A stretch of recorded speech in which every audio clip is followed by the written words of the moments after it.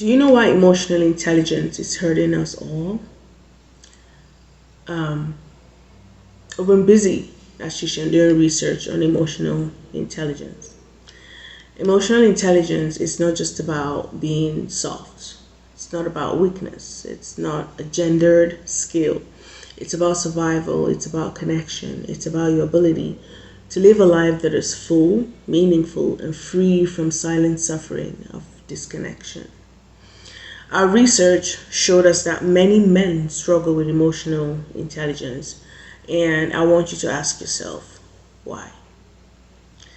This research showed us a lot of information, right? We examined 1,000 working men and 1,000 stay-at-home fathers. The findings were amazing and very informative. The men who were primary caregivers for their children exhibited significantly higher levels of emotional attunement. This means they could recognize, process, and respond to emotions more effectively. The men who worked long hours, in high demand, high stress jobs, showed lower levels of emotional intelligence, often struggling to articulate their feelings and build deep emotional connections. Across the board, the men who had been raised in environments where emotions were dismissed or punished, struggled with emotional regulation, things like empathy and interpersonal relationships. I hope you're still following me. Now, it's not that men are incapable of emotional intelligence, it's that many have been conditioned to disconnect from it. And now, the trauma of emotional suppression from childhood. Boys are often handed a script, we all know it. Boys don't cry, man up, stop acting like a girl, toughen up, and things like that. These phrases are not harmless, they are harmful. They are early childhood emotional trauma in disguise. They teach boys that emotions are dangerous, that vulnerability is weakness, and that the only acceptable emotions are anger or indifference, right? But what happens when you disconnect a child from his emotions, a boy child in this case? He learns to suppress rather than process. He struggles to self-regulate in moments of distress. He shuts down in relationships when emotional demands feel overwhelming. He becomes a man who cannot connect, not to himself, not to his partner, and not even to his own children. Now, consider the price of emotional disconnection. What happens to a man who has been emotionally starved his entire life?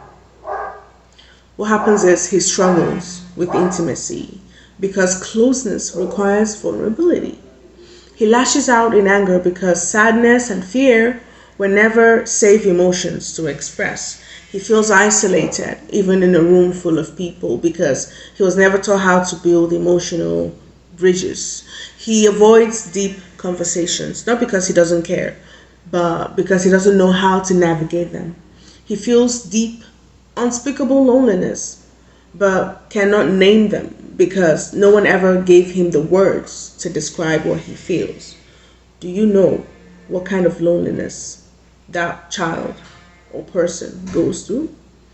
The research, Ashishan, showed us that men who struggle with emotional intelligence experience higher rates of depression, anxiety, addiction, and even suicide. They are more likely to die younger due to stress-related illnesses. They are more likely to engage in destructive behaviors, not because they are bad people, but because they have been conditioned to believe that emotions are enemies rather than allies.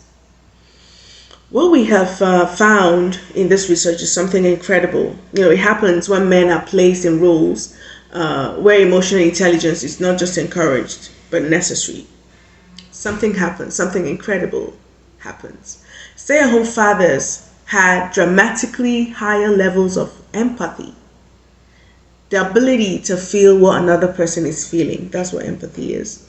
Emotional regulation. These men were able to manage their own emotions. They're able to do that.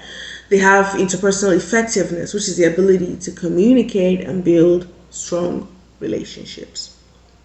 Why?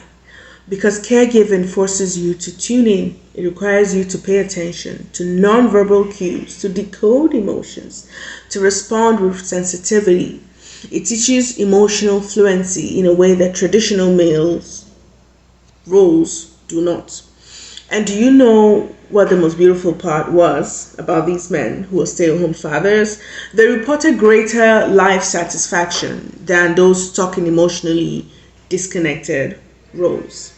These men were happier, more fulfilled, more connected to their children, their partners, and themselves. Not because they made more money.